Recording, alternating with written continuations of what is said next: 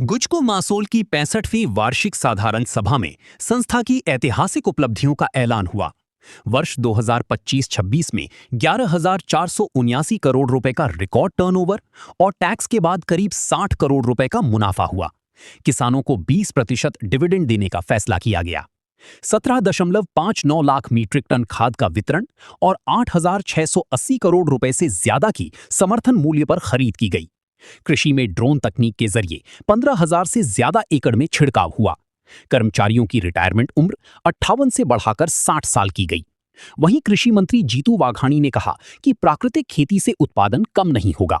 चारों कृषि यूनिवर्सिटियों ने रिसर्च किया है। राज्य में 34,000 मीट्रिक टन रासायनिक खाद का इस्तेमाल भी कम हुआ है। इसको लेकर के क्या कहते हैं गुजको मासूल के चेयरमैन दिलीप संघाणी, आइए सुनते हैं। गुजरातों के हित थी, गुजरात के किसानों की, गुजरात के बेरोजगार को रोजगारी देने की बात करने वाली संस्था गुजको मासूल ने कहीं नए आयाम शुरू किया है। गुजरात में गुजको मासूल ने मुनाफा तो काफी किया है। ये मुनाफा को सिर्फ संस्था के पास रखने के सिवा जो संस्था के साथ काम कर रहे कर्मचारी ऑफिसर्स को उनकी सैलरी बढ़ाने में पूरा योगदान दिया है।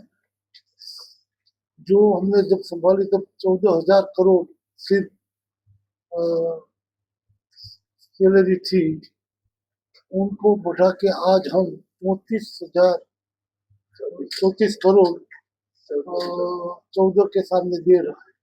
तो इतनी सैलरी डबल से ज्यादा देना, तो ये मुनाफा की वजह से हमने तय किया है कि जो 58 एज के बाद निवृत्ति थी, रिटायरमेंट, उनको बढ़ा के 60 साल तक उनको रिटायरमेंट उनके बाद उनका लाभ मिले। तो ऐसा क्रांतिकारी निर्णय गुजको मासूल के बोर्ड ने लिया है।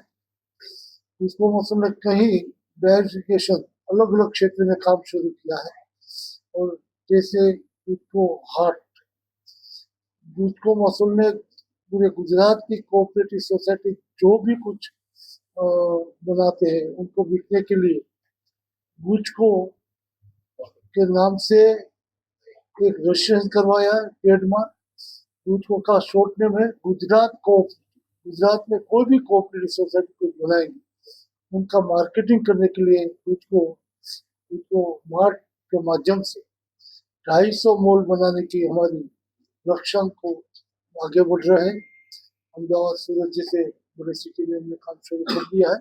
हम तहसील तक इस काम को ले जाएंगे, जिससे गुजरात में कहीं भी कोई भी कोऑपरेटिव सोसाइटी अपनी उत्पादकता को वैल्यूएटेड करके लाएंगे, तो इनके लिए गुजको मार्ट एक आशीर्वाद बनेगी। इस तरह से कोऑपरेटिव को प्रधानमंत्री नरेंद्र मोदी ने सहकार से समृद्धि का जो नारा दिया है, और अमित शाह सरकार का मंत्री ने उनको कायम करीने गांव तक पहुंचाने की जो नियम लेके काम शुरू किया है, उनको सफलता मिले। इस तरह से हम इस नारे सूत्रों को उपयोग करके आगे बढ़ रहे हैं।